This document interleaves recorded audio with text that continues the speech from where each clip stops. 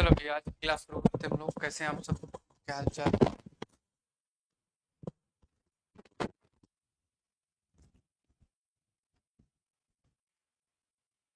भैया, last class में किसी का कोई डाउट है पूछ लीजिएगा। किसी भी प्रकार का किसी का कोई डाउट है, बिंदास पूछ लीजिएगा।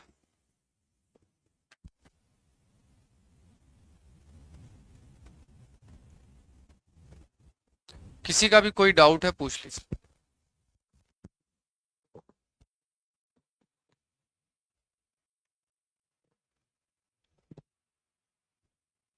लास्ट क्लास में हम लोग चर्चा कर रहे थे हवाएं कैसे चलती हैं, हवाओं के चलने का क्या सिस्टम रहेगा। तो यही बताया गया कि जो हवाएं चलेंगी और उनके चलने का पैटर्न क्या होगा कि जो 0 डिग्री है वहाँ पे लो एयर प्रेशर बेल्ट बनता है, सूरज का प्रकाश वहाँ पे ज़्यादा रहता है तो हवाएं गर्म होकर आरोहित होती हैं, ऊपर चली जाती हैं और ऊपर जाने के बाद ठंडी होकर 30 डिग्री पर उतरने लगती हैं।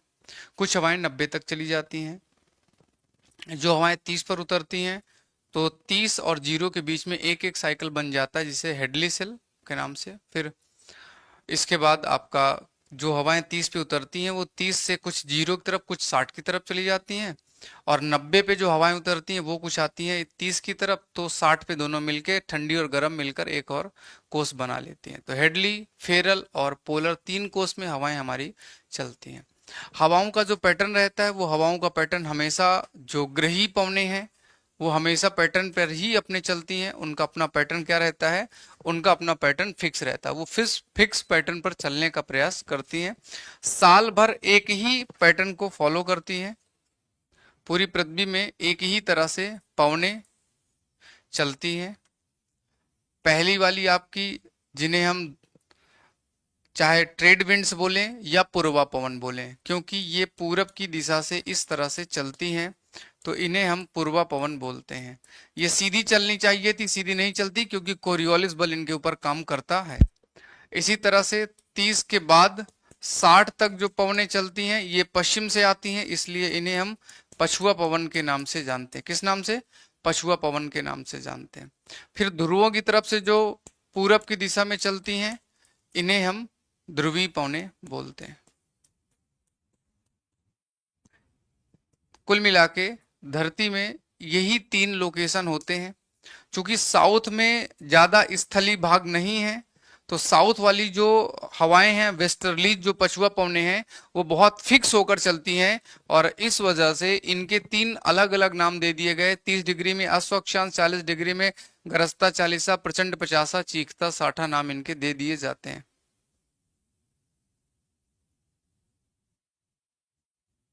एक ऊपर और दूसरी नीचे चलती है, हाँ। लेकिन क्या चलती है ये आपने ये नहीं बताया तो ये मुझे समझ में नहीं आएगा, लेकिन फिर भी पैटर्न यही रहेगा।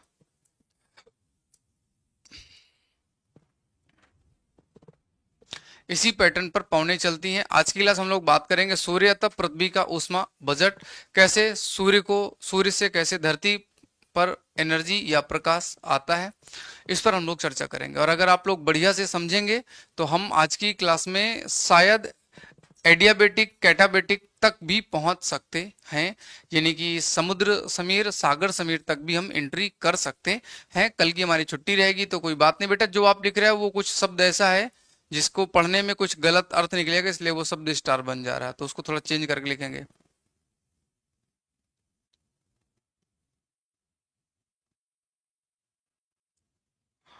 आए सोवर, वाताग्र एक ही होता है। वाताग्र हम आराम से करेंगे, वाताग्र का एक पूरा टॉपिक हम लोग करेंगे। वाताग्र का मतलब होता है ठंडी और गर्म पवनें जब आपस में मिलती हैं तो उससे वाताग्र बनता है।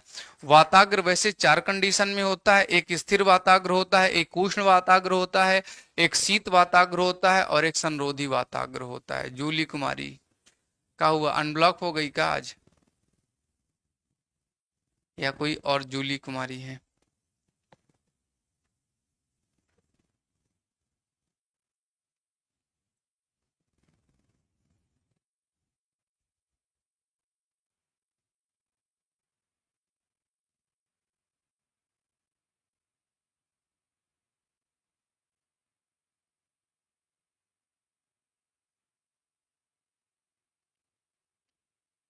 हवाओं के चलने में एक बहुत बड़ा योगदान जो रहता है वो किसका रहता है? हवाओं के चलने में एक बहुत बड़ा योगदान रहता है जब धरती में वायु के भार से प्रेशर पड़ता है।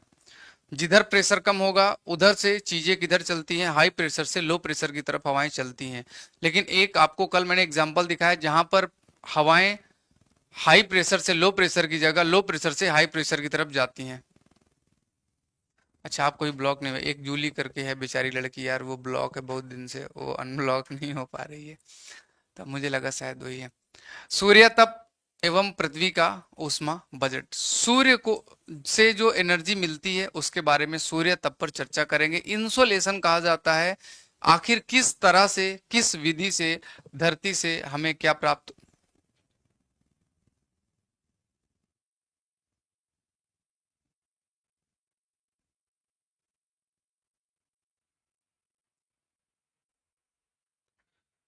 जैसे इसे हम 0 डिग्री मान लें तो 0 डिग्री पर हवाएं पहले ऊपर जाएंगी गर्म होकर, फिर इस दिशा में चली जाएंगी।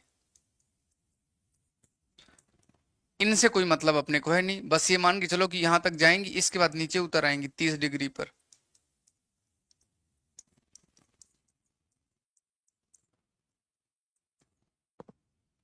अब क्वेश्चन क्या है आपका?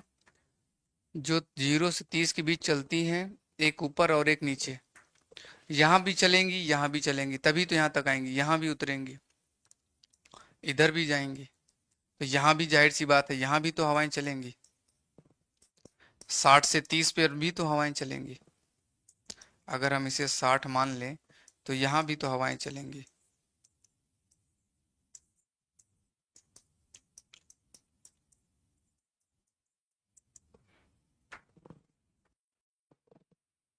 हाँ, फिर आगे क्या है? एक लो प्रेशर दूसरी हाई प्रेशर, यहां पर होगा हाई प्रेशर, हाई प्रेशर से चलेगी लो प्रेशर की तरफ।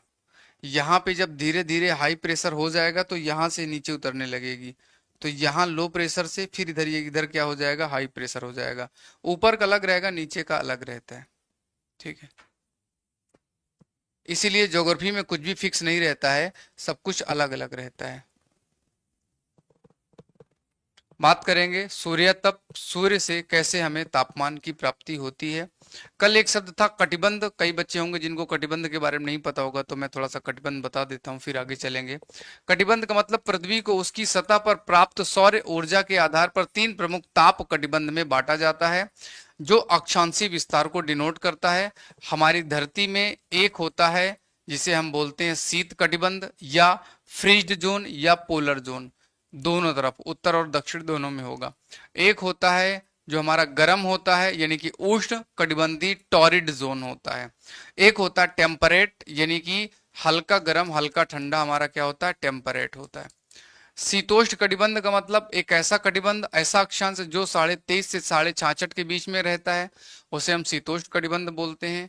जो 0 डिग्री से 23 डिग्री तक रहता है हम उसे उष्ण कटिबंध के क्षेत्र के नाम से जानते हैं। तो कटिबंध भी आपको पता होना चाहिए कि कटिबंध किसे कहते हैं। बहुत से बच्चे होते हैं जिनको कटिबंध के बारे में दिक्कत होती है, तो उनके लिए कि कटिबंध का मतलब क्या है। उष्ण कटिबंध जहां पर सूर्य का प्रकाश हमेशा चमकता है, साल में 2 बार लंबवत होता है। और दूसरा होता है शीत उष्ण, शीत भी उष्ण भी, सूरज नीचे चमकेगा तो ये उष्ण हो जाएगा, ये शीत हो जाएगा, सूरज यहाँ चमकेगा तो ये शीत हो जाएगा, ये उष्ण हो जाएगा।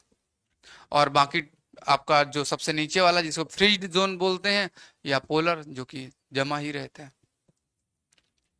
जितने लोग क्लास देख रहे हो आप लोग बताओ, समझ समझ में आता है मेरा पढ़ाया? कुछ फीलिंग बेटर आती है या बस हाँ हाँ सर जी ठीक है जो चल रहा है तो चलने दो, क्या दिक्कत है, ऐसा वाला तो नहीं है ना?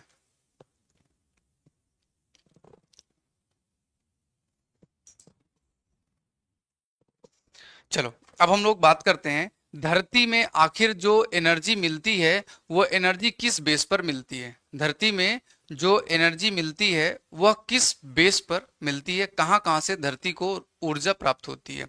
धरती को ऊर्जा कहाँ कहाँ से प्राप्त होगी? तो धरती पर ऊर्जा का सबसे बड़ा जो स्रोत है उसका नाम है सूरज। सबसे बड़ा स्रोत है उसका नाम क्या है? सूरज।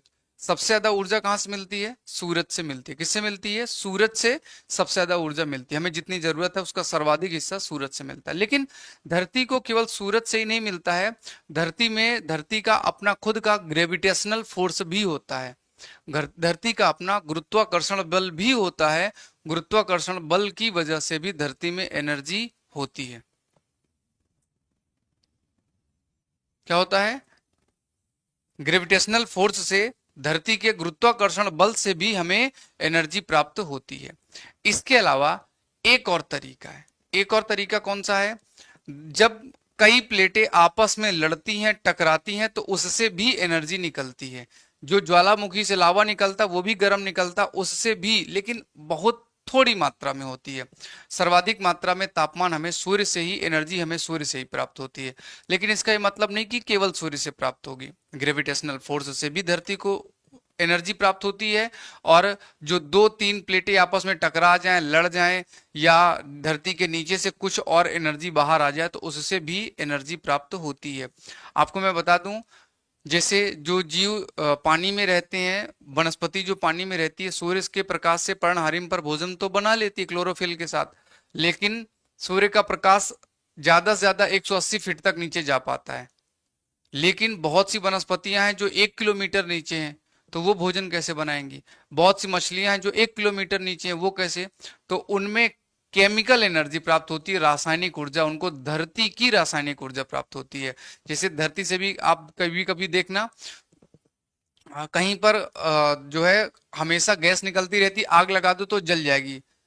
अभी इधर जो है क्या बोलते हैं, वेस्ट बंगाल में कोई एक जगह थी, एक दिन मैं वीडियो देख रहा था, तो वहां पर हल्की सी गैस निकल रही है। अगर आग लगा दो तो वो हल्का सा दिया जैसा हमेशा फिर जलता रहेगा, वहां से गैस हमेशा निकलती रहती है। फिर हाथ रख दो बुझ जाएगा, तो लेकिन गैस निकलती रहेगी, आग लगा दो फिर लग जाएगा। तो ऐसे भी एनर्जी धरती को प्राप्त होती है, तीन तरीके से प्राप्त होती है। हमारे एनर्जी का ये जो मैं बोल रहा हूं कि प्राप्त कैसे होती है, इसका बेस क्या है? दरअसल जब हमें, हमारी धरती में चाहे वो फ्लोरा हो या फौना, मतलब चाहे वो जूलॉजी हो चाहे बॉटनी हो, चाहे वो हमारा वनस्पति हो चाहे वो जीव हो, दोनों को जीने के लिए, जो भोजन बनाने पकाने के लिए एनर्जी की आवश्यकता होती है, उस ऊर्जा की हम बात कर रहे हैं। वैसे तो धरती घूम भी रही है, वो भी एक प्रकार की ऊर्जा है। जैव मंडल में जीवित रहने के लिए एनर्जी जहां से प्राप्त होती है, उस प्रकाश की हम यहाँ पर, उस ऊर्जा की बात कर रहे हैं। जैव मंडल किसे बोलते हैं? स्थल मंडल, वायुमंडल और जल मंडल, तीनों के मिक्सचर को क्या बोला जाता है? तीनों के मिक्सचर को बायोस्फीयर बोला जाता है, जैव मंडल बोला जाता है।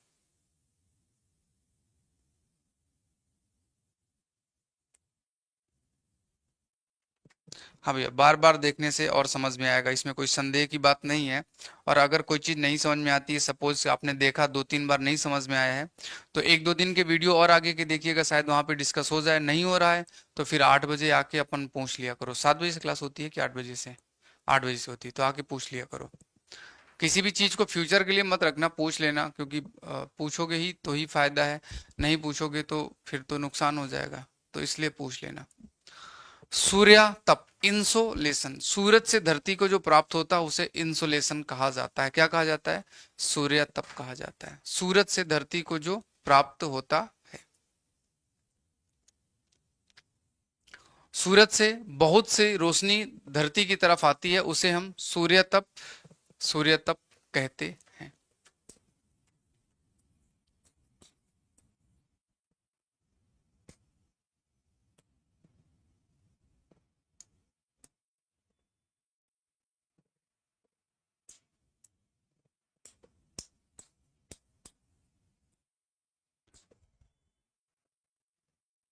सूरज से प्रकाश निकलता है, धरती में आता है। जो प्रकाश आता है शॉर्ट वेव रेडिएशन के रूप में आता है।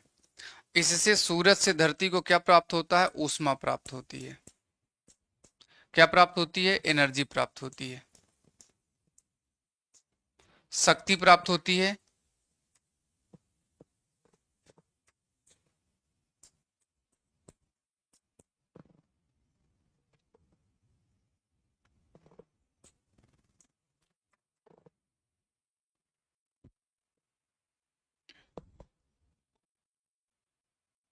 थोड़ा सा अगर आप इस चीज को समझें कि हमारी जो धरती है पश्चिम से पूरब घूमती है, अर्थ। तो इसका मतलब ये हुआ कि अगर सूरज इस जगह पर चमक रहा है तो यहाँ पर रोशनी ज्यादा प्राप्त होगी घूर्णन से। इस जगह पर रोशनी क्या होगी, कम प्राप्त होगी, यहाँ रोशनी ज्यादा प्राप्त होगी। जो 90 डिग्री पर है वहां रोशनी ज्यादा प्राप्त होगी, जो 90 डिग्री के से कम है, ज्यादा है, वहां पर सूर्य की सीधी किरणें नहीं पड़ेंगी, तिरछा किरणें पड़ेंगी। तो यहाँ पर सूर्य का प्रकाश ज्यादा प्राप्त होगा, यहाँ सूर्य का प्रकाश क्या प्राप्त होगा, कम प्राप्त होगा। अच्छा, इधर तो सूर्य का प्रकाश प्राप्त हो रहा है, इधर तो प्राप्त ही नहीं हो रहा, वो तो ठंडा प्रदेश है, उधर तो रात है, तो उधर तो प्राप्त ही नहीं होगा। तो पृथ्वी के घूर्णन से भी सूर्य के प्रकाश या सूर्य से प्राप्त एनर्जी में चेंजेस होते हैं, परिवर्तन होते हैं। पूरी पृथ्वी में एक समान तापमान प्राप्त नहीं होता, अलग अलग जगहों पर अलग अलग दिन में अलग अलग समय पर अलग अलग तापमान प्राप्त होता है। सूर्य से जो एनर्जी आती है, जो प्रकाश पृथ्वी को मिलता है, उसे बोला जाता है लैंगली।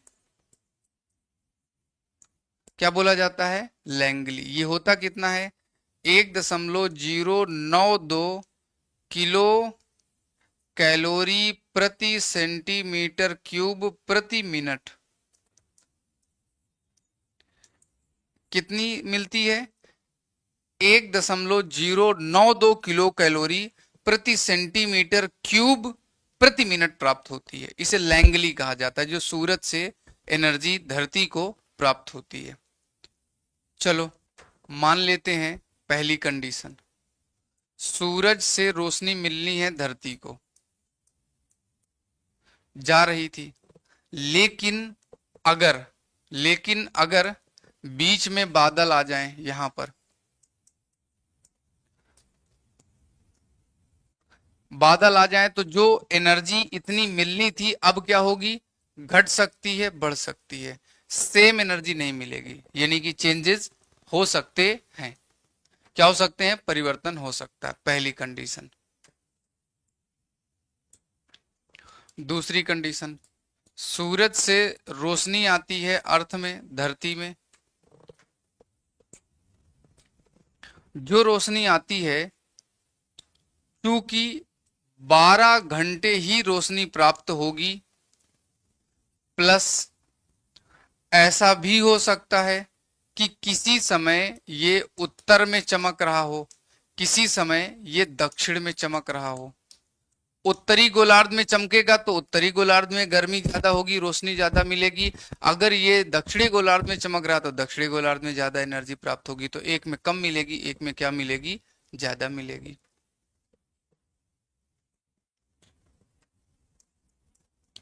सूरज से प्रकाश धरती में आता है, लेकिन इस समय दिन की अवधि भी काम करेगी।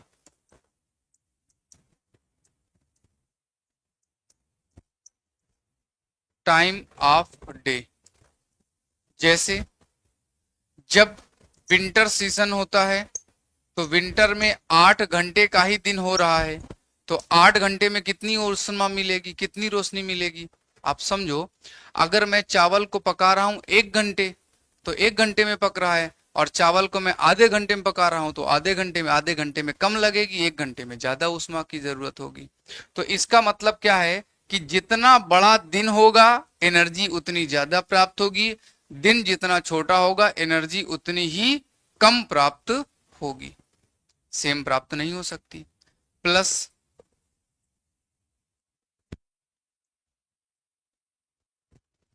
सूरज से जो एनर्जी आएगी धरती की तरफ, चूंकि हमारी धरती अपने कोण पर, एक्सिस पर झुकी हुई है, अपने अक्ष पर कितने डिग्री झुकी हुई है, 23.5 डिग्री का झुकाव है यहां पर। और अगर मैं अक्ष से देखूं तो यहां पर है 66.5 डिग्री का। तो अगर पृथ्वी झुकी हुई है तो जिस क्षेत्र में सूरज रहेगा उस क्षेत्र में एनर्जी ज्यादा मिलेगी, दूसरे में भी एनर्जी कम मिलेगी। यानी कि सूर्य से आने वाले प्रकाश में हमें परिवर्तन मिल सकता।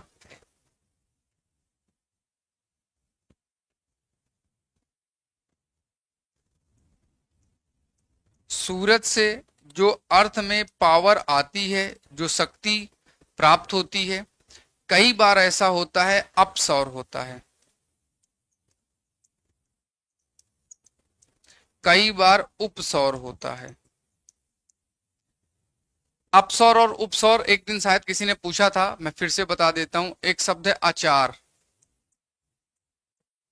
यानी कि अपसौर, चार का मतलब 4 जुलाई, रा का मतलब दूर, अर्थात अर्थ और सन के बीच की दूरी मैक्सिमम है, उसे क्या कहा जाएगा? अपसौर कहा जाएगा। दोनों के बीच की दूरी 15.2 करोड़ किलोमीटर की दूरी है 4 जुलाई को। उपसौर, उपसौर का मतलब 3 जनवरी। दोनों के बीच की दूरी कम है, 14.7 करोड़ किलोमीटर। भाई, अगर कोई चीज दूर से रोशनी प्राप्त कर रहा है तो कम मिलेगी, पास से प्राप्त कर रहा है तो ज्यादा मिलेगी। हाँ, आप ये जरूर कह सकते हो कि सर जी, अपसौर में जब 15 करोड़ किलोमीटर दूर है तो इसी समय जुलाई का मौसम होता है, तो सर जुलाई में तो एनर्जी ज्यादा प्राप्त होनी चाहिए। लेकिन सच बात यह है कि वो सही बात नहीं है। क्यों? क्योंकि हम उत्तरी गोलार्ध में हैं और सूरज जुलाई वाले, जून वाले महीने में ही उत्तरी गोलार्ध के लंबवत होता है, लेकिन डिस्टेंस ज्यादा होती है तो हमें गर्मी लगती है क्योंकि हम 90 डिग्री पर हैं। लेकिन जब जनवरी का मौसम आता है तो मकर रेखा में सूर्य लंबवत होता है और वहां की गर्मी और ज्यादा तेज होती है, वहां और ज्यादा गर्मी महसूस होती है। तो अपसौर और उपसौर की वजह से भी टेम्परेचर कम ज्यादा होता है, तापमान में कम ज्यादा का परिवर्तन होता है। इसके अलावा एक और है, ऊपर लिख दूं। सूरज से जो रोशनी आती है अर्थ में, वो ज्वालाओं के रूप में आती है। और आपको मैंने एक दिन बताया था कि सूरज में कई बार सन स्पॉट पड़ते हैं, सौर्य धब्बे। सौर्य धब्बे जब पड़ते हैं तो सूर्य की सतह का तापमान कम हो जाता है, वहां काले धब्बे दिखाई देते हैं। इसकी वजह से 21 या 11 साल में ये धब्बे दिखाई देते हैं। इससे भी तापमान जो पृथ्वी प्राप्त करती है, ±2 डिग्री का फर्क पड़ता है, 2% का फर्क पड़ता है। और ये अपसौर उपसौर की वजह से भी लगभग 6% का प्लस माइनस टेम्परेचर होता है।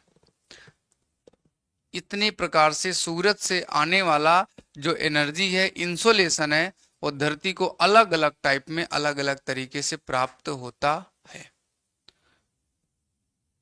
इतना ही नहीं, ये बड़े लेवल पर है, पूरे साल के तापमान की बात है। अगर मैं एक दिन के तापमान की बात करूं तो अगर आप पानी के पास हैं तो तापमान का अलग डिस्ट्रीब्यूशन होगा।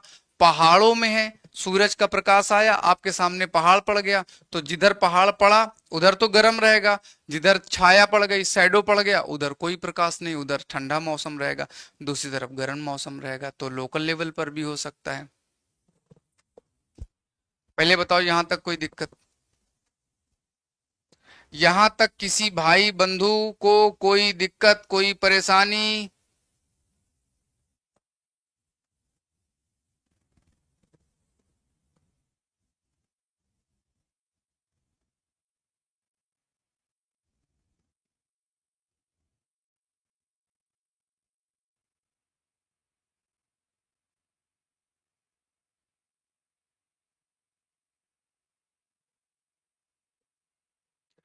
भैया, मैंने पूछा किसी को कोई दिक्कत? इतने सारे लोग देख रहे हो,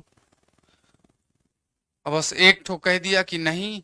अब पता नहीं, नहीं दोबारा समझा दो। दोबारा नहीं समझाऊंगा, वैसे पूछ रहा था। आपको क्या लगता है दोबारा समझाऊंगा? इल्ला, और तो बस ऐसे पूछ रहा था, बताऊंगा थोड़ी ना।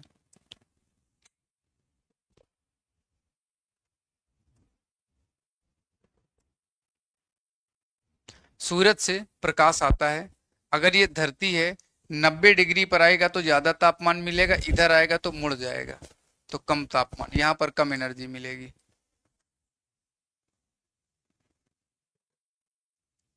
चलो भैया बात करते हैं सूर्य तप और पृथ्वी का ऊष्मा बजट पृथ्वी की पारिस्थितिकी तंत्र की संरचना और कार्यशीलता के लिए आवश्यक है। पृथ्वी में जो स्ट्रक्चर चल रहा है, पृथ्वी में जो जीव जंतु पैदा हैं, जो जिंदा हैं, जो चल रहे हैं, जिनके लिए भोजन की आवश्यकता है, वो कहां से करें? तो उसके लिए जरूरी है कि सूर्य तप हमें मिलता रहे, धरती की ऊष्मा बनी रहे, और इसलिए पृथ्वी पर ऊष्मा के 3 प्रमुख स्रोत होते हैं। कितने प्रमुख स्रोत होते हैं? 3 प्रमुख स्रोत। कौन कौन से पृथ्वी पर स्रोत हैं? एक सौरिक विकिरण, यानी कि सूरज से आने वाली रोशनी। सूरज से जब हमें कोई प्रकाश प्राप्त होता है, वह धरती में जीवों के लिए आवश्यक होता है। धरती में जिंदा रहने के लिए सौरिक विकिरण क्या होती है? जरूरी। सूर्य का प्रकाश क्या होता है? जरूरी, जिसे आप लैंगली बोलते हैं। क्या बोलते हैं?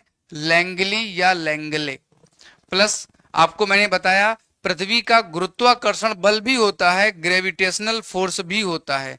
क्या होता है? ग्रेविटेशनल फोर्स, गुरुत्वाकर्षण बल। तो गुरुत्वाकर्षण बल से भी धरती में एनर्जी प्राप्त होती है। जैसे पेन को मैं यहां से नीचे छोड़ दूं, नीचे गिरेगा तो धरती में खट्ट मचेगा, एनर्जी तो निकलेगी ना। फिर अंतरजात बल, दो प्लेटें आपस में टकराएंगी, आवाज करेंगी, लड़ेंगी, हिलेगा डुलेगा, बहुत कुछ होगा, एनर्जी आएगी। जैसे नदी का पानी बह रहा है तो बहने में भी तो एनर्जी लग रही है, और वो कौन सा सूरज से चल रही है कि सूरज दादा का प्रकाश आएगा तो पानी बहेगा, वो तो ऑटोमेटिक बह रहा है। तो वो सब अंतरजात इंडोजेनस फोर्स की वजह से धरती पर ये 3 प्रकार से हमें ऊर्जा की प्राप्ति होती है। क्या नाम था उसका? सोना कन्नौजिया। हाँ, तो सोना जी देखिएगा बेटा, 3 तरह से सूर्य से सॉरी धरती को एनर्जी प्राप्त होती है।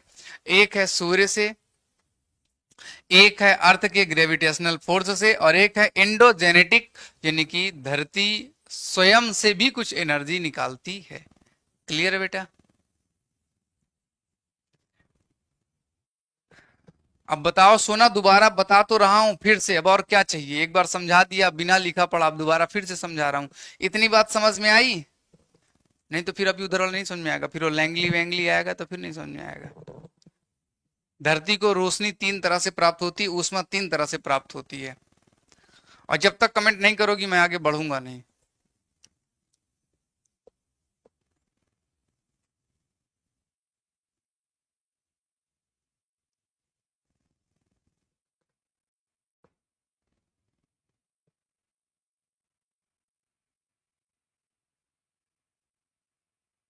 हाँ गुड, ऐसे कमेंट करते रहना आज। अब इसके बाद सूरज से धरती में प्रकाश आ रहा, देखो जो सीधा प्रकाश आएगा वो तो धरती ले लेगी, लेकिन जो तिरछा आएगा वो तो उधर चला जाएगा। चला जाएगा कि नहीं चला जाएगा? चला जाएगा। अरे मोबाइल से फोटो वगैरह खींचते हो आप, देखो जब टीवी में सामने खड़े होकर देखते हो तो बिल्कुल सीधा सही से दिखाई देता है, और जैसे टीवी को हल्का तिरछा करते तो फिर वो क्या हो जाता है? सही फोटो नहीं आती है। वो यही कारण है सही फोटो ना आने का, क्योंकि रोशनी तो सीधा उसकी आंख में जा रही है, हमारे पास कम आ रही तो हमें कम साफ दिखाई दे रहा है। अब मैंने आपको कुछ बताया था, पढ़ो। मौसम जी की सिस्टर गुड इवनिंग बोल रही भैया, वेरी वेरी गुड इवनिंग मौसम जी की बहन जी। पढ़ो बेटा क्या लिखा हुआ है। क्या नाम है? सोना कन्नौजिया। पढ़ो बेटा, पढ़ के बताओ मुझे क्या लिखा है, जल्दी से पढ़ के बताना, लेट नहीं करना। मैं आपके कमेंट का इंतजार करूंगा, आपको ही दोबारा समझना था, अब आपको समझाना पड़ेगा दोबारा। बताओ बताओ क्या लिखा हुआ है। वो जो तीनों आपने पीछे पढ़े, इन सभी स्रोत में सूर्य विकिरण सबसे महत्वपूर्ण है। विकिरण का मतलब क्या होता है? जब एनर्जी मैग्नेटिक फील्ड के माध्यम से एक जगह से दूसरी जगह जाए तो उसे विकिरण कहते हैं, रेडिएशन बोलते हैं। तो विकिरण यानी कि किरण के माध्यम से, सूर्य की किरण के माध्यम से जब धरती को, जैवमंडलीय तंत्र को ऊर्जा प्रदान करना, हमारी पृथ्वी को ऊर्जा मिलना। अच्छा, जैवमंडल का मतलब क्या होता है? ऐसी जगह जहां पर तीनों चीजें पाई जाए, जल, पानी, वायु, एयर हवा और स्थल, जमीन। तो क्या लिखा हुआ, जैव मंडलीय तंत्र को ऊर्जा प्रदान करता है। सूर्य से पृथ्वी की सतह पर प्रति इकाई क्षेत्रफल मिलने वाली ऊर्जा को सौर स्थिरांक कहा जाता है, जिसे हम 1.94 या 2 किलो प्रति वर्ग सेंटीमीटर प्रति मिनट प्राप्त होता है। इसे लैंगली के नाम से जाना जाता है। मतलब ये फिक्स है कि 2 किलो कैलोरी मिलेगी। 1.9 को 2 मान लीजिएगा, 2 किलो कैलोरी प्रति मिनट मिलेगी प्रति सेंटीमीटर स्क्वायर धरती पर सूरज से रोशनी प्राप्त होगी।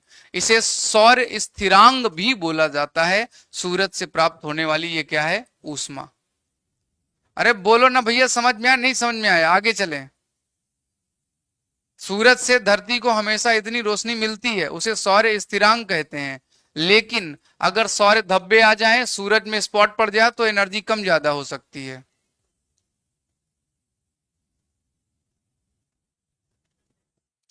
अरे बोलो ना भैया, समझ में आया कि नहीं आया? और नहीं समझ में आया तो फिर हम क्या कर सकते हैं, फिर हम दोबारा पढ़ाएंगे और क्या करेंगे। अगर यहाँ सन स्पॉट हो जाए तो यहाँ से जो रोशनी निकल रही है ये क्या हो जाएगी, कम हो जाएगी, तो रोशनी भी कम मिलेगी। अगर सन स्पॉट आ गया तो अब ऐसे में 2% की कमी भी हो सकती है, वृद्धि भी हो सकती है ऊष्मा में। चलो, अरे सबको आ गया, आपके समझने से थोड़ी ना है। शीला, सुषमा, रिया, प्रीति, आपको तो समझ में पहले भी आ गया था। समझाना है सोना को। सोना जी, समझ में आया? एक एक बच्चे पे मैं पूरा फोकस कर रहा हूं, ये मत बोल देना कि सर जी सारे बड़े बड़े बच्चों को देख के चले गए। एक एक बच्चे का मुझे रिजल्ट चाहिए, एक एक बच्चे पर मेहनत कर रहा हूं मैं।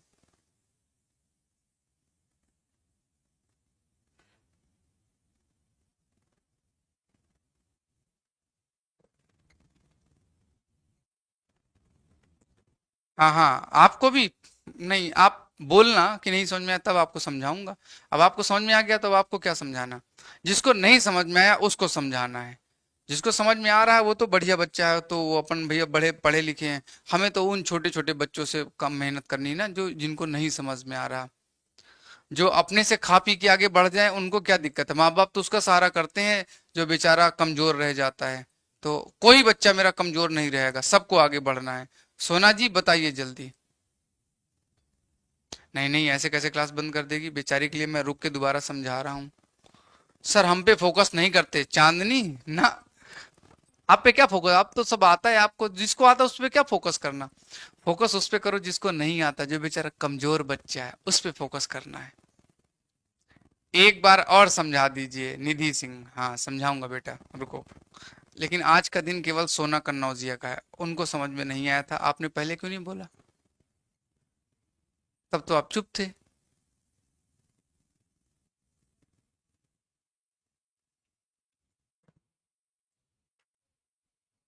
लैंगली कहा जाता है।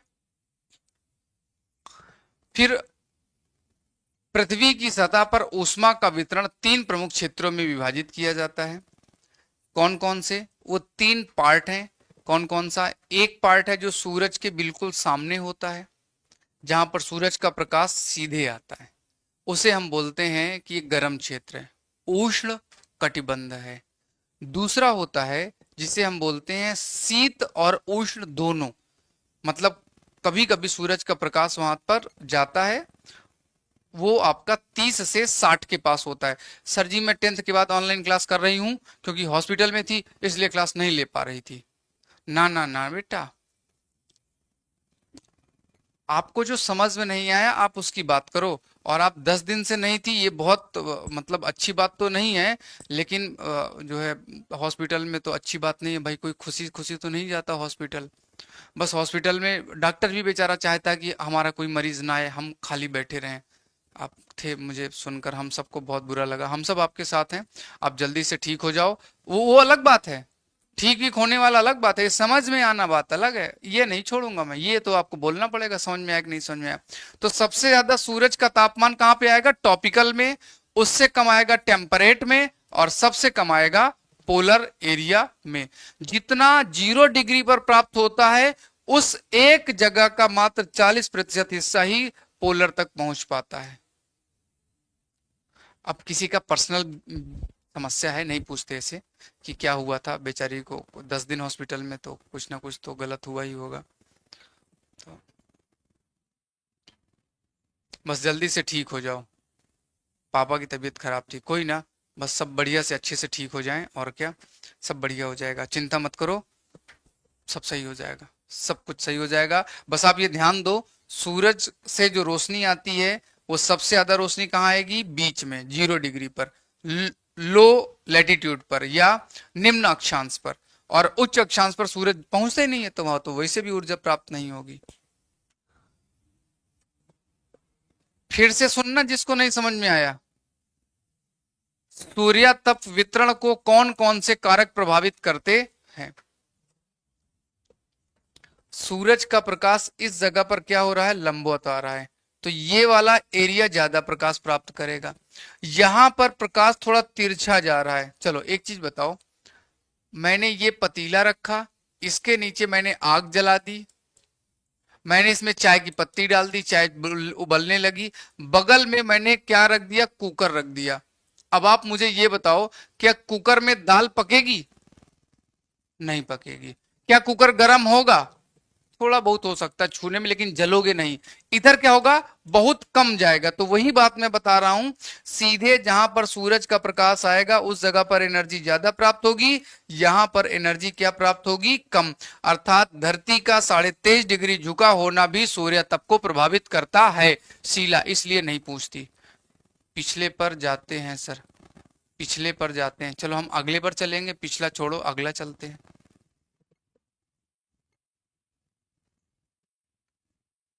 हम्म, नहीं पिछला नहीं था, केवल इतना था, पीछे पर जाते हैं सर, केवल इतना था। ओके चलो, तो अब शीला जी आप बताओ बेटा, ये समझ में आया नहीं समझ में आया, ये वाला, इस वाले क्षेत्र में सूरज का प्रकाश साल में 2 बार लंबवत रहता है, इसलिए यहां पर प्राप्त ऊर्जा ज्यादा होगी। तो धरती का अपना जो झुकाव होता है उसके हिसाब से होता है। शीला जी ऐसे नहीं करते, जो नहीं समझ में आया उसको पूछते हैं, बताओ यहां तक समझ में आया कि नहीं समझ में आया। सूर्य की किरणों का तिरछापन, सीधा जाएगी ज्यादा प्राप्त होगा, तिरछा जाएगी कम प्राप्त होगा। सूरज सीधे पहुंचेगा ज्यादा ऊर्जा देगा, तिरछा पहुंचेगा कम ऊर्जा देगा। और एग्जाम्पल ये वाला याद रख लो तो ठीक है, ना याद रखो तो फिर कुछ नहीं। आगे अगला, सूर्य तप को प्रभावित करने वाला कारक दिन की अवधि। पीछे आपको पढ़ाया कि अगर दिन 12 घंटे का होगा तो पूरे दिन ऊष्मा आएगी, और दिन 8 घंटे का तो 8 घंटे में कितनी ऊर्जा आएगी। आप समझो पहले इस बात को, कि अगर एक लैंगली हमें मिल रहा है 1 मिनट में, 8 घंटे का दिन है तो 8 ही घंटे मिलेगा, और अगर 12 घंटे का दिन है तो हमें 12 घंटे मिलेगा। यानी कि दिन जितना बड़ा प्रकाश उतना ज्यादा, दिन जितना छोटा प्रकाश उतना क्या हो जाएगा, कम। तो भैया वही लिखा है, दिन की अवधि, ड्यूरेशन ऑफ डे, सूर्य से पृथ्वी की दूरी। आपको मैंने बताया अपसौर और उपसौर। कहने का मतलब, सूरज और पृथ्वी के बीच का जो यात्रा होता है वो इस तरह से होता है। अगर यहां पर सन है तो इसे अर्थ, कई बार दोनों के बीच की दूरी ज्यादा होती है, कई बार दोनों के बीच की दूरी कम। दूरी है तो ज्यादा है, कम है तो कम है। दूर होगा तो एनर्जी अलग, कम होगा तो पास होगा तो एनर्जी अलग। वही यहाँ पे बताया गया। पृथ्वी और सूर्य के बीच की दूरी वर्ष के दौरान बदलती रहती है। पृथ्वी सूर्य के निकट 147 या 14 करोड़ किलोमीटर, और 3 जनवरी को पृथ्वी की दूरी 52 करोड़ किलोमीटर 4 जुलाई को होती है। इसे अपसौर बोलते हैं, इसे उपसौर बोलते हैं। पेरीहिलियन और एपीहिलियन। भैया बताओ, शीला एंड और कौन थी एक, सोना, दोनों को समझ में आया कि नहीं समझ में आया। शीला जी एंड सोना, दोनों को समझ में आना चाहिए जो मैं समझा रहा हूं, नहीं तो मैं फिर से बताता हूं जो नहीं समझ में आया। Tension not. सूरज रोज पूरब में ही क्यों उगता है, हाँ बिल्कुल सही बात है। सूरज पूरब में ही क्यों उगता है, सूरज पूरब में क्यों उगता है, क्योंकि धरती हमारी तरह नहीं है कि आज उठे तो उठे, नहीं उठे तो नहीं उठे। धरती कई लाख साल से सूरज का चक्कर सेम पैटर्न पे लगा रही है। अब सेम पैटर्न पे लगा रही है, पश्चिम से पूरब घूम रही है, तो पूरब में ही सूरज का प्रकाश होगा। अगर धरती का किसी दिन मूड बदल जाए कि म, मनीषा कुमारी जी ने मुझे बोल दिया अब मैं पश्चिम से पूरब नहीं, अब मैं पूरब से पश्चिम घूमूं, तो फिर दिन पश्चिम में होगा, फिर दिन इधर जल्दी होगा, अमेरिका में, यूरोप में पहले होगा। लेकिन इसके लिए आपको बात करनी पड़ेगी, अर्थ से बात करना पड़ेगा, फोन करना पड़ेगा कि धरती अब बहुत दिन हो गया इधर से इधर घूमते हुए, अब उल्टा घूमो। एक बार फोन लगाओ उसके पास। लेकिन क्वेश्चन जायज है कि धरती में सूरज पूरब में क्यों उगता है? क्योंकि धरती सूरज का चक्कर पश्चिम से पूरब लगाती है। और ये आज नहीं लगा रही कि मैंने कल बोला था बच्चों को पढ़ाना तो आज लगाओ, नहीं, ये कई लाख साल से, जब से धरती बनी तब से ऐसे ही घूम रही है, तो ऐसे ही घूमेगी, अब बदल नहीं सकती। लेकिन फिर भी अगर आपकी फ्रेंडशिप हो जाए तो मैं कुछ कह नहीं सकता, आपका कहना मान ले। इस दुनिया में कुछ भी असंभव नहीं है।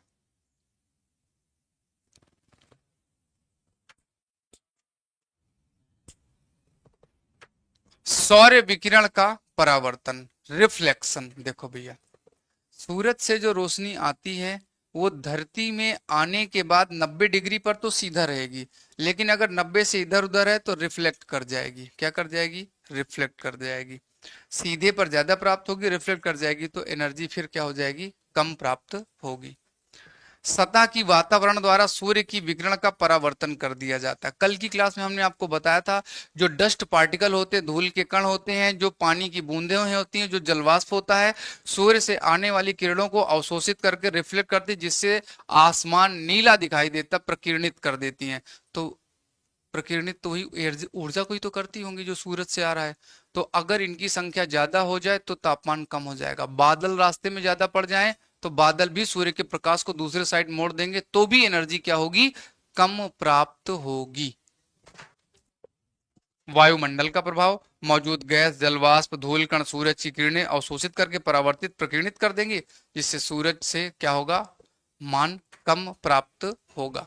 एक शब्द यहाँ पे लिखा है एल्बिडो। एल्बिडो का मतलब क्या होता है? किसी भी सतह पर आप टार्च मारो, टार्च मारने के बाद जितनी रोशनी जाके वहां पे रुकने की बजाय रिफ्लेक्ट हो जाए, उस रिफ्लेक्ट वाले मान को एल्बिडो कहते हैं। प्रत्यावर्तन गुणांक हिंदी में बोलते हैं। आप एल्बिडो याद करो। धरती का एल्बिडो है 35। 35 का मतलब जब हम 100 एनर्जी धरती में दें तो धरती रिफ्लेक्ट तुरंत 35 कर देगी, 35 फट से वापस कर देगी। वो उसको नहीं रोक पाती है, रिफ्लेक्ट कर देती है। 35 35%। 100% एनर्जी का तो धरती का एल्बिडो है 35। एल्बिडो, हाँ ये शीला जी, एल्बिडो।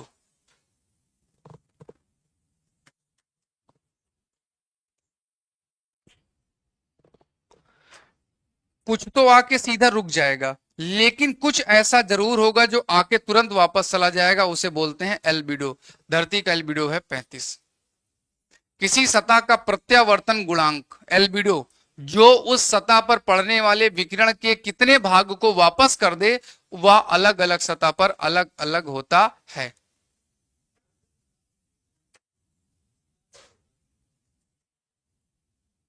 सोनी कुमारी ने कुछ अच्छा कहा। हाँ हाँ, आशनी चौहान, धरती कैसी होती है? धरती कैसी होती है? आपने जो क्वेश्चन पूछा उसमें आपने सारे ऑप्शन नहीं दिए, 4 ऑप्शन कम से कम देने चाहिए थे। धरती राउंड होती है कि चिपटी ना? देखो, एग्जाम में 4 ऑप्शन आते हैं, आप हमें 4 ऑप्शन दो तो हम आपको बताएंगे कैसी है। आपने 2 ही ऑप्शन दिए।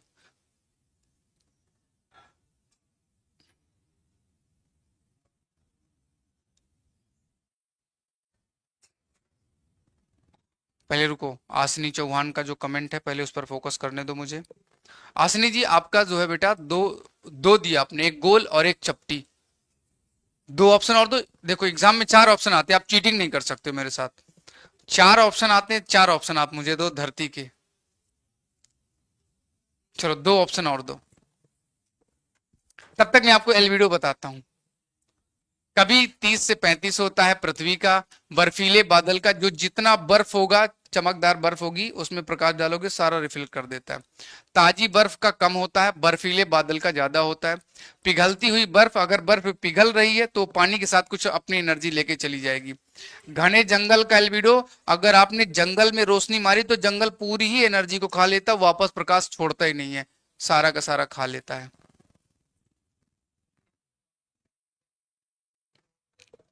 पर्णपाती वन में 15 से 18, क्योंकि थोड़ा सा खाली होता है तो धरती से वापस चला जाता है। हरी घास का 25, मरुस्थली बालू का 40, नग्न मृदा का 17, शुष्क रेत का 30, समुद्र का 3 से 5। यानी 3 से 5 मतलब सारी एनर्जी एब्जॉर्ब कर लेगा, सिर्फ 3-4% ही आगे करता है।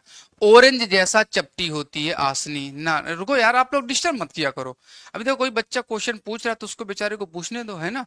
आज पता चला इस बैच में कितने इंटेलिजेंट स्टूडेंट हैं। आपको आज पता चल गया 80 क्लास के बाद। देखो आसिनी जी ने कहा है, हाँ रुको पढ़ने दो। ऑरेंज जैसा चपटी होती है। चलो 3 ऑप्शन हो गए बेटा, एक राउंड हो गया, एक चपटी, एक ऑरेंज जैसे चपटी। प्लीज चौथा ऑप्शन भी दीजिएगा। चलो चलो चलो फटाफट बताओ। 3 ऑप्शन हो गए, एक गोल, एक चपटी, एक संतरे जैसी चपटी।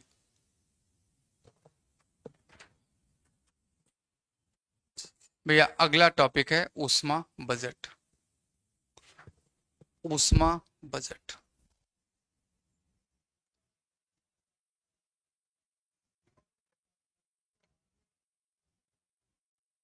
चलो तब तक आप चौथा ऑप्शन ढूंढो, मैं ऊष्मा बजट करा देता हूं, नहीं तो ये रह जाएगा।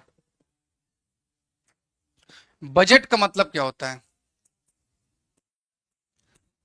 100 रुपया मिला है, 100 रुपया खर्चा कर दो, बजट बराबर है। जितना मिला उतना खर्च कर दो। ये हमारी क्या है? धरती है।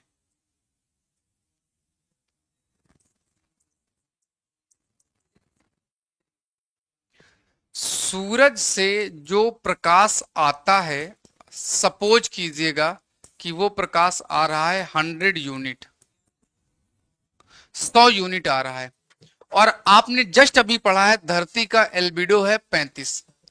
सूरज से अर्थ में आ रहा है प्रकाश, तो ये प्रकाश चूंकि धरती का एल्बिडो है 35, तो 35 तुरंत धरती से क्या हो जाएगा? वापस चला जाएगा। क्या हो जाएगा? वापस। ये 35 किसके द्वारा वापस किया जाएगा? या धरती का एल्बिडो 35 क्यों है? क्योंकि ऐसा माना जाता है कि 27 तो बादल के द्वारा वापस कर दिया जाता है प्रकाश। जैसा आया शॉर्ट वेव में, शॉर्ट वेव में ही वापस कर दे। बोले तुम इधर से निकलो, यहां रहने की कोई जरूरत नहीं है। 6 इकाई धूल कण से वापस कर दिया जाता है, जो धूल कण इधर उधर चमक रहे हैं उनसे वापस कर दिया जाता है। और इसके अलावा 2 इकाई जो हिम टोपियां हैं, हिम टोपी यानी कि जो बड़े बड़े पहाड़ हैं जिनमें ऊपर बर्फ जमा है, इनमें भी सूर्य का प्रकाश तो पूरी धरती में आएगा, तो उसमें 2 इकाई धरती तुरंत वापस कर देती, अंदर लेती ही नहीं। बोले चलो निकलो निकलो निकलो, बाहर चलो बाहर चलो। तो जैसे 100 यूनिट आया, 35 तो तुरंत वापस कर दिया। बोले इसको नहीं रोकना है। अब इसके बाद जो बाकी का आया, उसमें आपको मिलेगा वायुमंडल। क्या मिलेगा? वायुमंडल। एटमॉस्फियर 14 इकाई को एटमॉस्फियर एब्जॉर्व कर लेगा। कितना कर लेगा? 14 इकाई एटमॉस्फियर। और बाकी का धरती में जो आएगा वो आएगा 51 यूनिट। 51 यूनिट धरती एब्जॉर्व करेगी टोटल का, बाकी तो उसने पहले बाहर कर दिया। वायुमंडल ने 14 अवशोषित कर लिया, ये 35 बाहर चला गया। 35, 14, 51 टोटल हो गया 100। हमारे हिसाब में 35 को अब हम नहीं जोड़ेंगे, काम खत्म, ये पहले ही चला गया। 100 इकाई जो आई, 14 वायुमंडल में है, 51 किस में है? 51 है धरती में। आपको पता है कोई भी चीज गर्म से ठंडे की तरफ चलती है। अगर पतीला एक तरफ गर्म करो तो ठंडे की तरफ उसको भी गर्म करता है। यहां पर अगर 51 यूनिट है तो जाहिर सी बात है यहां का टेम्परेचर ज्यादा होगा। यहां 14 है तो यहां का टेम्परेचर शायद कम होगा। तो 100% है कि जब दिन में ये 51 एब्जॉर्व करेगी, रात होते ही वापस कर देगी। दिन में तो ये क्या करेगी? एब्जॉर्व करेगी, बट नाइट में बोलेगी तुम सब निकलो। और इस प्रक्रिया से ये पूरा 51 यूनिट और ये 14 यूनिट सब वापस कर देता है। इस प्रक्रिया से हमारी धरती का बजट क्या रहता है, बराबर बना रहता है। तो फिर इस हिसाब से धरती का तापमान माइनस में होना चाहिए या 18 में, ना कभी घटना चाहिए ना कभी बढ़ना चाहिए, ना कभी घटना चाहिए ना कभी बढ़ना चाहिए। और 35 भी की जगह 30 भी हो सकता है। तो देखो, सच बात यह है कि ये आइडियल कंडीशन है, ऐसा होता नहीं है। और ये प्रकाश एक ही जगह नहीं आता, धरती घूमती भी है और धरती घूर्णन भी करती है। तो कभी सूरज का प्रकाश ज्यादा मिलता है, कभी कम मिलता है। कभी ये 0 डिग्री पर प्रकाश ज्यादा मिलता है, कभी 23 डिग्री नॉर्थ में, कभी 23 डिग्री साउथ में प्रकाश ज्यादा मिलता है। इस हिसाब से ये आइडियल कंडीशन सेटिस्फाई नहीं है, बट ऐसा ही होता है। कुछ एनर्जी हमारा एटमॉस्फेयर रोक के रखता है और पूरी एनर्जी में से कुछ एनर्जी धरती भी अपने लिए रोक लेती है, जिससे हमारे बाकी के कार्य क्या हो पाते हैं, संपन्न हो पाते हैं। लेकिन ये वायुमंडल अगर कार्बन डाइऑक्साइड की वजह यहां बढ़ जाए और ये वापस जाती हुई लॉन्ग वेव रेडिएशन को ज्यादा एब्जॉर्ब कर ले और रात में वापस भेज दे, तो रात में कई बार 12 बजे गर्मी लगने लग जाती है बादलों की वजह से। वो यही कारण होता है, कई बार रात में ठंडी में भी गर्मी लगने लग जाती है, बादल दिखते हैं, क्योंकि सूरज से आने वाला प्रकाश दिन में धरती तक तो आ गया, रात में वापस जाते समय बादलों ने पकड़ लिया, बोले चल नीचे फिर से, फिर वापस भेज दिया, अब गर्मी रात में लगने लग जाएगी। तो ये होता है हमारी धरती का हीट बजट। आशनी चौथा, मिड में चपटा, साइड में राउंड। हाँ बेटा, अब आपके 4 ऑप्शन हो गए, सही आंसर है संतरे जैसा, सी ऑप्शन करेक्ट।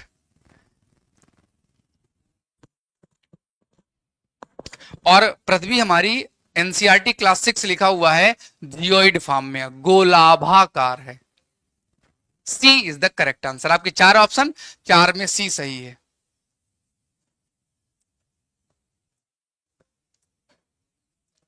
भैया जो मैंने आपको बताया वो सब यहाँ पे लिखा हुआ है। सूर्य से पृथ्वी उसके वायुमंडल की ओर आने वाला विकिरण मुख्य रूप से लघु तरंग विकिरण के रूप में आता है, रोज आपको पढ़ा रहा हूं। पृथ्वी से वापस अंतरिक्ष की ओर वापस विकिरण लंबी तरंग के रूप में जाती है, लॉन्ग वेव रेडिएशन के रूप में वापस जाता है, जिसे पार्थिव विकिरण भी कहा जाता है, कोई दिक्कत नहीं है। इन दोनों विकिरण के मध्य संतुलन को पृथ्वी का ऊष्मा बजट कहते हैं। जितनी ऊर्जा आई उतनी एब्जॉर्ब करे, बाकी का बाहर करे। यदि पृथ्वी पर सूर्य से 100 इकाई का विकिरण भेजा जाता है तो संतुलन कैसे बने? तो संतुलन ऐसे बने कि एल्बिडो धरती का है 35, यानी कि 100 में से 35 इकाई तो बिना अवशोषित के ऊपर ही ऊपर वापस कर दिया, जा वापस चला जा। जिनमें 27 बादल से, 6 धूल कण से, 2 हिम टोपियों से वापस कर दिया। बड़े बड़े पहाड़ हैं, एवरेस्ट जैसे पहाड़ कितना ऊंचा है, पूरे में बर्फ जमा है, तो वहां सूरज का प्रकाश आएगा तो उधर से रिफ्लेक्ट कर देगा, तो ये तो तुरंत चला गया। बचा कितना? बचा 35 जाएगा, 65 बचा। 65 का क्या होगा, आओ समझते हैं। 14 इकाई तो वायुमंडल अवशोषित कर लेगा, बादल अवशोषित कर, जितने वायुमंडल का है 14 इकाई। 64 में 14 नहीं, 65 में 14, और 65 से 14 गए तो बचा 51। 51 इकाई धरती द्वारा अवशोषित की जाती है और फिर वापस करती है धीरे धीरे। 51 इकाई जो धरती ने अवशोषित किया, 17 इकाई को तुरंत वापस कर देती है आते समय, क्योंकि धरती भी चिकनी है, कुछ बहुत वापस कर देती है, कुछ एब्जॉर्ब करती है, और रात में यही काम चलता रहता है, धरती वापस करती रहती है। बाकी का जो बचा 17 ऐसे भेज दिया, 14 वायुमंडल के पास था, 34 बचा धरती के पास। अगर यहाँ पे 17 धरती ने वापस कर दिया तो 51 में 17 गया, 34 बचा, 34 अब बचा धरती के पास, इसका क्या करेगी? तो इसको भी रात भर वापस करेगी, जिसे वायुमंडल धीरे धीरे अंतरिक्ष की ओर भेजता जाता है। इस प्रकार वायुमंडल में कितनी हुई? 34 वो वाली, और 14 जिसने पहले अवशोषित की थी, 48 इकाई, और इसे धीरे धीरे अंतरिक्ष में भेजता रहेगा। माहौल बना रहेगा, मौसम बना रहेगा, सब ठीक ठीक चलता रहेगा। लेकिन ये आइडियल कंडीशन है, ऐसा होता नहीं है। कभी तापमान ज्यादा आ गया, कभी तापमान कम आ गया। इसी बेस पर हमारे देश में कृषि होती है, लोग भोजन बनाते हैं, जीवित रहते हैं, शिकार करते हैं, खाते हैं, पीते हैं। बताओ शीला जी, समझ में आया कि नहीं समझ में आया? शीला प्लस सोना।